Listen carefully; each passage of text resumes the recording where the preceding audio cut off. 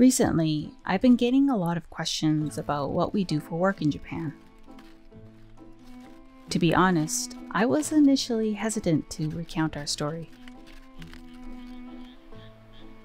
We had chartered our own way to working in this remote region of Japan, so I was unsure of how to share our experiences without our story becoming confusing or hard to follow. But after listening to other people's tales of securing jobs in Japan, I realized our experiences were not so atypical.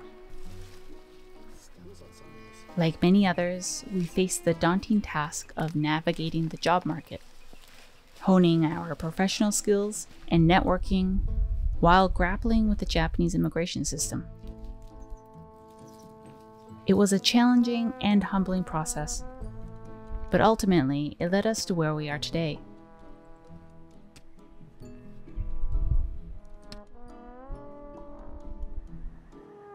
In case you're new here, I'm Mika, and this is Jessie. We live in an abandoned house in Japan, also known as an Akiya house. Currently, we reside in the rural countryside of Shikoku, Japan's smallest main island. So, here it is. I work for a company based in Japan that specializes in marketing and promotion for inbound tourism. And Jessie is a blacksmith.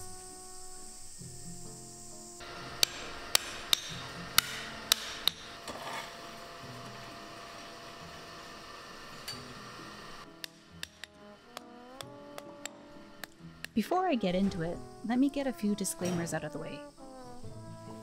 This story is based on our personal experiences and is not an exhaustive method of finding work in Japan. We can't offer job leads. We can't offer legal advice regarding visas. In fact, one of my top tips for you is to get a qualified legal specialist to help you, and why, which I'll cover later in the video. And finally, I've condensed our story into nice, bite-sized pieces. I've skipped more technical aspects of our journey. However, should you want to get into the nitty-gritty details, I've created a blog post with additional tidbits and resources, which I'll add in the description below. So with that out of the way, here's what we do for work in the Japanese countryside, and things we wish we had known beforehand.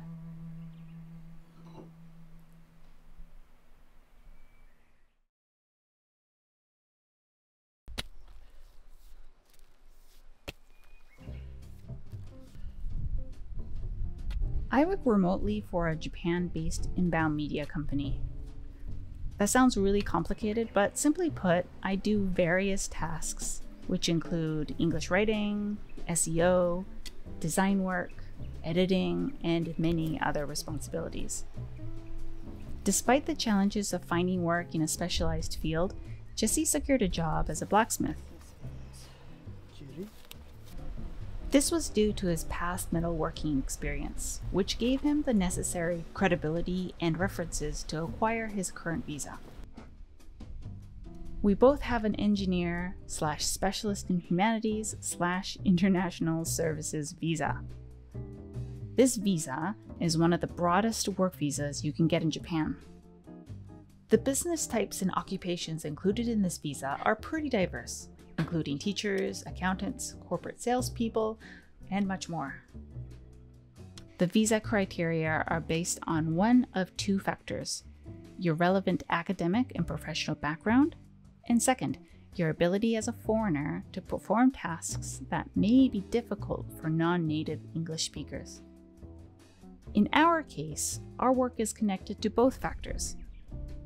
Our English language skills and perspective as foreigners, combined with our professional experience, allowed us to land our work in Japan.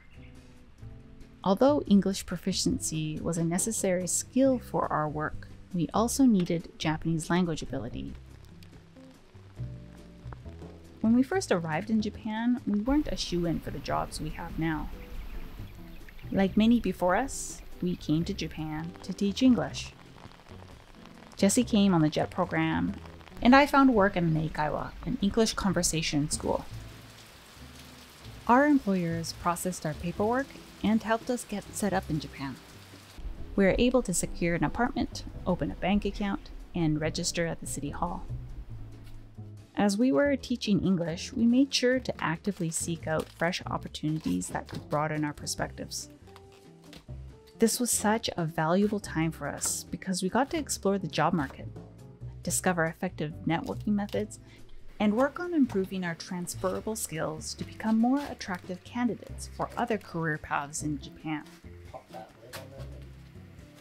Finding a job in Japan is, in many ways, like finding one anywhere else. For me, writing became one of my many important skills that I would develop. I come from a design background with experience working on different client projects, including my own, so writing felt like a natural extension of that. I learned how to write for blogs and websites, was heavily active on social media, and networked digitally and in person. Eventually, my online portfolio and past professional experiences led me to meeting someone at my current company. I wish I could say it was a quick and easy transition, but it took some time to get more independent from teaching. During his first 3 years, Jesse worked full-time for Jet while constantly searching for and visiting potential shops. He attended classes and met with other blacksmiths, becoming a familiar face before finally finding his chance.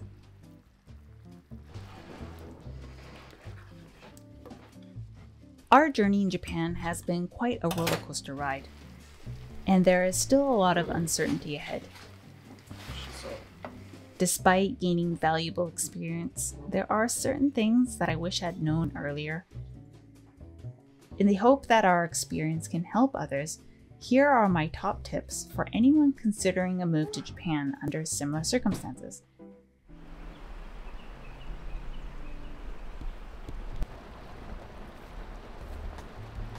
Get an English teaching job.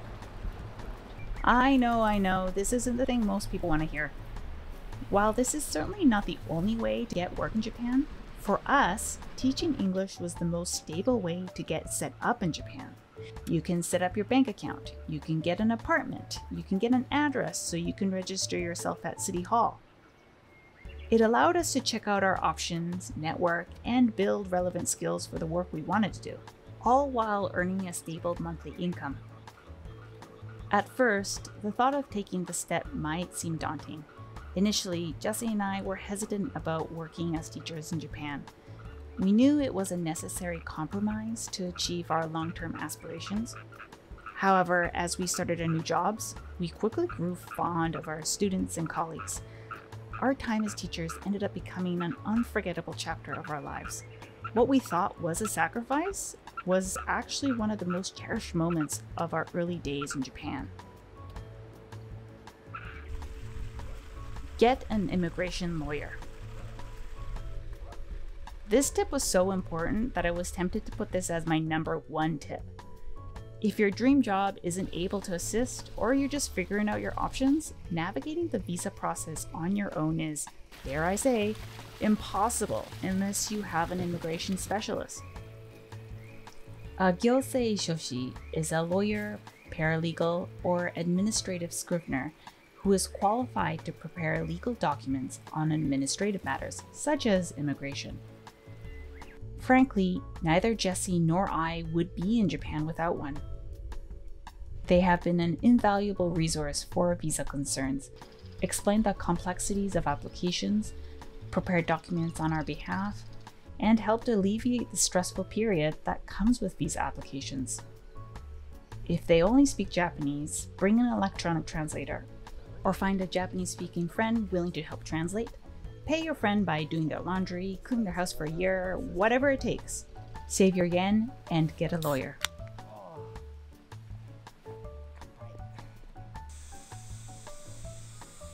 Experience almost always matters. From my personal experience and conversations with others, I have learned that having relevant professional skills and experiences almost always matters. To showcase your transferable skills, you can provide graduation certificates, work experience, and even personal projects that align with the job you're applying for. If you lack certificates, don't worry.